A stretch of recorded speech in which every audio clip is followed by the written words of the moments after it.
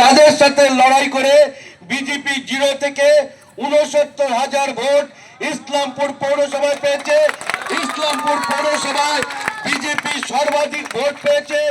ইসলামপুরের 17টা ওয়ার্ডের মধ্যে বেশিরভাগ ওয়ার্ডে বিজেপি ব্যাপক হারে জয়লাভ করেছে।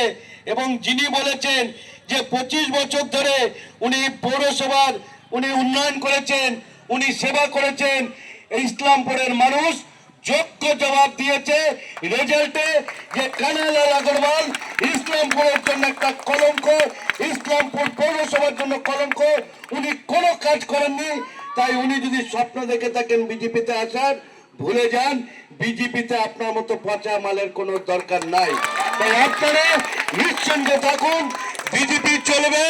বর্তমান বিজেপির যারা নেতৃত্ব আছে তাদের নেতৃত্বেই আগামী পৌরসভায় এইসব নেতৃত্ব দিয়েই বিজেপি পৌর বোর্ড গঠন করবে।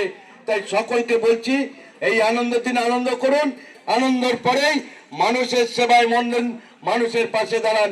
সকলকে আবার নমস্কার জানিয়ে আমার বক্তব্য শেষ করছি। বন্দে মাতরম, ভারত মাতা কি জয় শ্রীরাম, জয় শ্রীরাম, জয় জয় শ্রীরাম। নমস্কার।